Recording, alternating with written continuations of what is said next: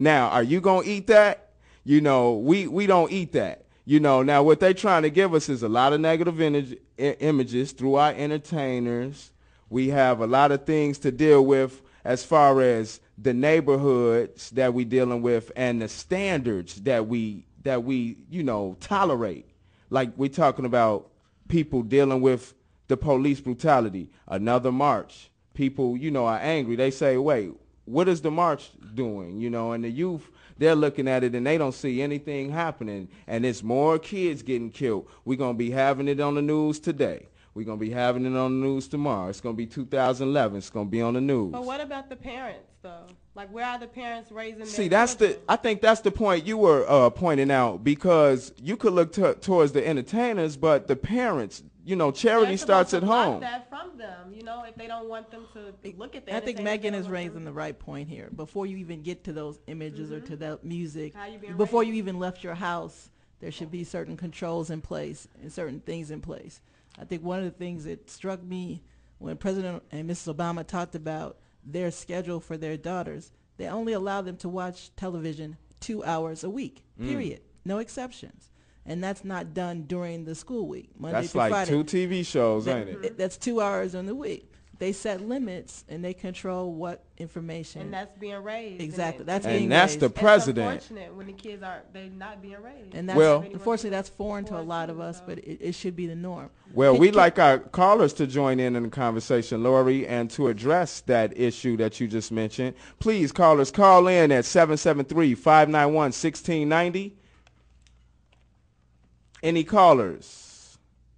Oh, okay. We're going to have callers on the next segment to try to offer their opinions from people in the community themselves. So please call in at 773-591-1690. Any closing remarks, Maurice? And could you quickly, when you close, all of you, can you guys comment on the code of silence? We hear in the media all the time about this code of silence, about not telling in our community.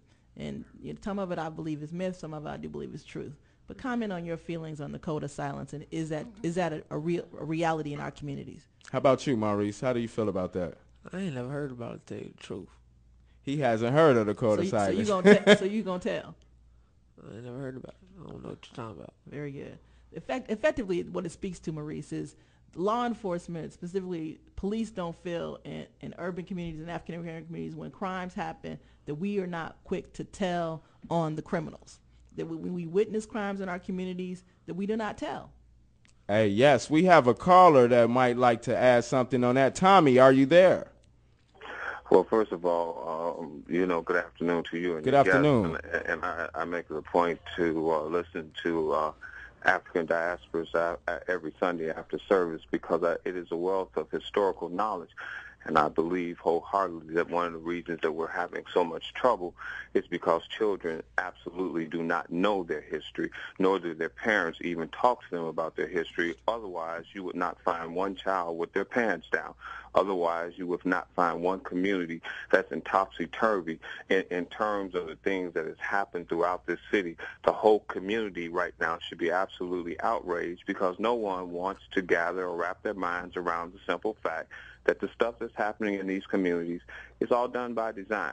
Yes, because it is. no one takes into consideration the billions of dollars that are generated from having one side of town that's constantly in turmoil. And when you say that one side of town, and then you look at a whole nation, anytime one white child died, as a newspaper boy and some gangsters went by and shot him down, Tommy. and it sparked an outrage in the entire nation. One white child. Yes, you are absolutely. Many children dead in our city in Chicago. Tommy, you are absolutely right. We have to wrap this up, and thank you for your comment. We appreciate your call. We're going to wrap this up right now. This is WVON AM-1690. There's a special comfort to feeling at home, feeling that people know you.